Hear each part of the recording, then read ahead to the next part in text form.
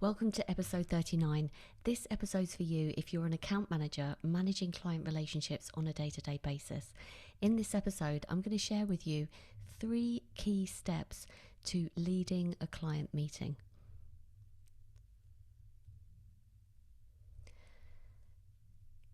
One of the many roles of an account manager is to lead meetings where you may have several clients involved and also several members of the agency team. So this might be a presentation of your new ideas, or it could be campaign results, or even you might be conducting a post-project review. Anything where there's meetings of several individuals from both the client's side and the agency side. And actually, as main point of client contact, you're the one that needs to be seen to be facilitating and leading a meeting such as this. So I want to share with you 3 key steps you can take to make sure that you're covering all bases when you turn up at meetings. And the reason I'm doing this is many participants on my Account Accelerator program tell me that sometimes they struggle leading client meetings where there are several agency colleagues involved. And one of the reasons is perhaps the agency colleagues that are attending the meeting are more senior, or maybe they're more extroverted, or maybe they just have more to say. But what happens is sometimes the account manager feels, hang on a minute, I should be sort of being seen to lead this call or this meeting.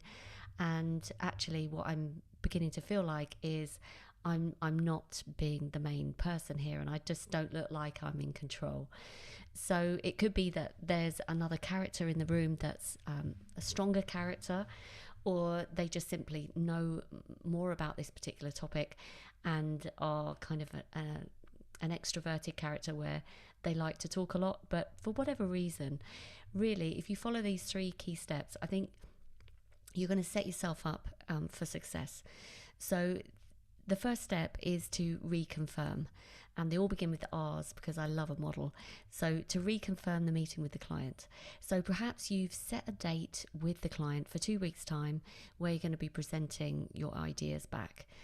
Now, the smart thing to do is before you turn up at the meeting is to call in advance to make sure, maybe it's several days in advance, to reconfirm the time, reconfirm how you're going to connect, and also to go through the agenda.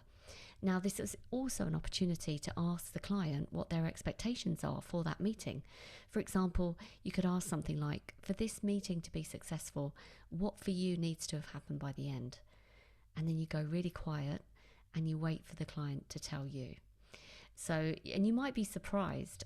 You might be surprised that they will say something like, well, actually, my business unit director is going to be there. And actually, it's really important to me that you shine in front of him because he doesn't know you. He's never met you. And he might have another agency that he'd like to work with. Now, this is great background knowledge for you. So obviously, another important point of this is reconfirming who's going to be at that meeting. And like I just intimated, perhaps there are going to be other people from the client side that you've never met before. So it would be really in your interest to understand who they are, how experienced they are, how up to date they are with the project or what you're going to be presenting, and more importantly, what their expectations of that meeting are. So, you can ask your client contact, tell me who's going to be there, and can you spend a few minutes telling me a bit about the background to these people? And perhaps can you introduce me in advance? So perhaps I can introduce myself and just double check what their expectations are of the meeting. So this means that you are going to understand who's going to be there and what they want. Now, a little tip, if you are given the names of those client individuals that you haven't met, then you can go over to LinkedIn and see if you can find their profile, look at their background experience, and also you could download an app called Crystal Knows. And Crystal Knows tells you the type of kind of communication style this individual has. It's really fascinating. I was a bit skeptical at the beginning, but I have to say, having tested the app with several profiles of people that I know, I can honestly say that it's quite accurate. So this is obviously useful information for you, because that will give you context for what kind of character they are and perhaps what they're looking for. So for example, if you know from looking at their profile and looking at the app maybe that they tend to be very analytical, not particularly outgoing, they like the detail, they love spreadsheets, then you can then have that in mind when you're presenting. You can maybe take a little information pack that they can then take away and have a look at in their own time. Similarly, if you find out that the characters that are going to be there are extroverted or expressive or drivers, get to the point, I want the outcomes, don't give me waffle, just be sure to make to keep in mind that you need to adapt your style in the meeting to who's in the room. So that's the first thing. Call in advance to reconfirm the meeting with the client. And also, sometimes when you do this, the client might say something like, "Oh, I'm glad you called because things have changed a little bit our side," or something actually else has come up that I need to brief you on. So perhaps we can put aside 20 minutes at the end of the call so I can brief you. You never know. So why is this important? Well, you don't want any surprises at the meeting. You want to look professional and buttoned up. You also want to know if the meeting could be any shorter. If you've put aside 90 minutes for a huge presentation, but actually the client tells you 90 minutes is a long time. How come, why? Let's talk about that. Could we do it in 50 minutes or something like that? Also, you want to do a bit of research on the company. What's happening at the company level. Is anything that you should be aware of. Look at their client website for the latest company news.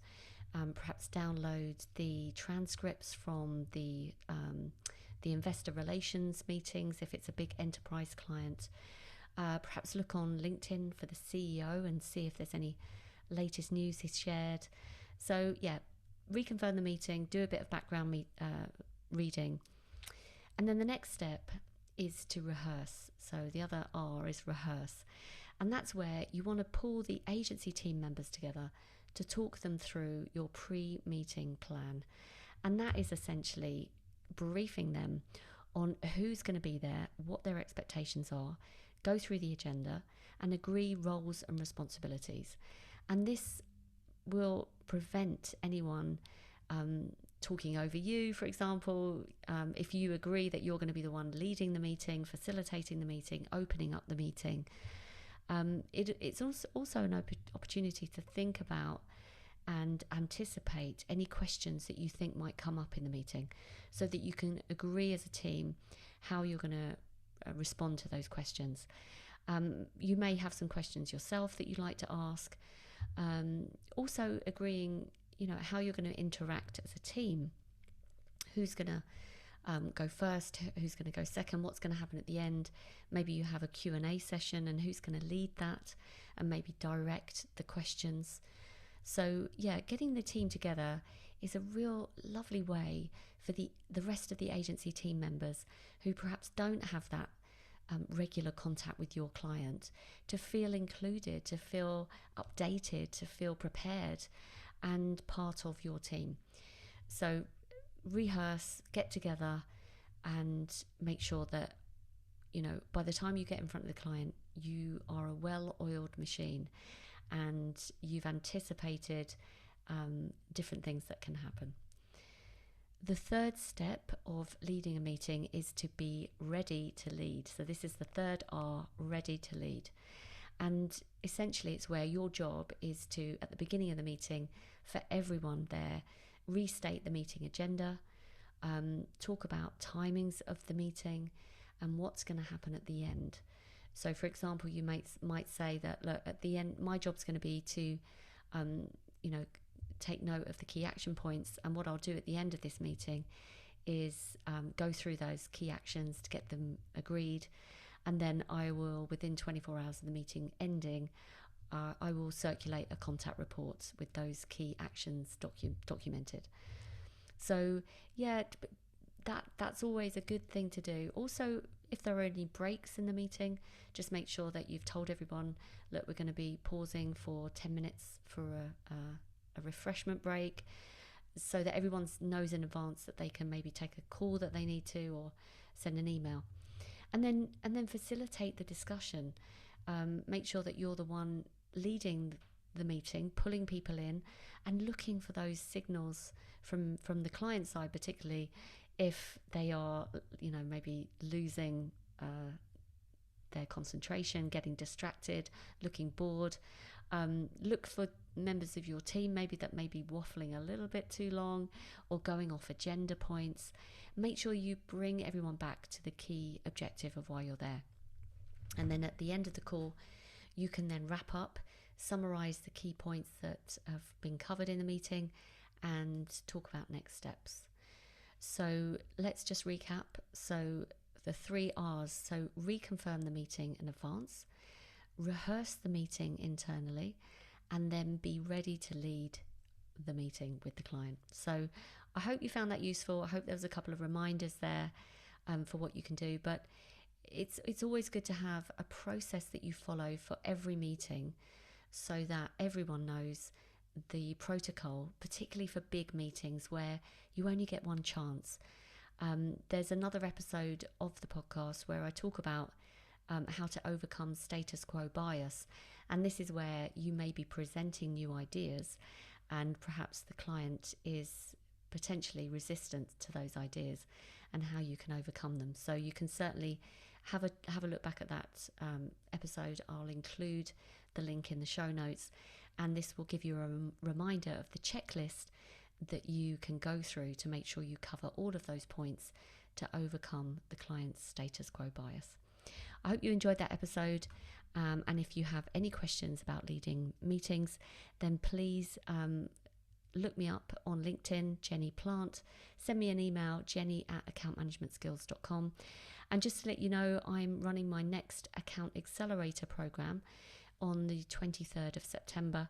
This is going to be a 9-week program with 5 90-minute coaching sessions every 2 weeks.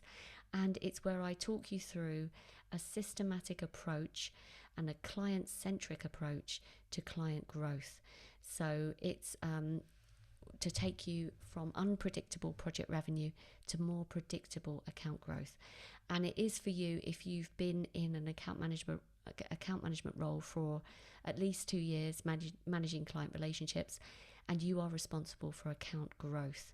Then come over to my website on the training hub, and you can find out more. So it's accountmanagementskills.com/training. So I hope that was useful, and I look forward to seeing you on the next episode.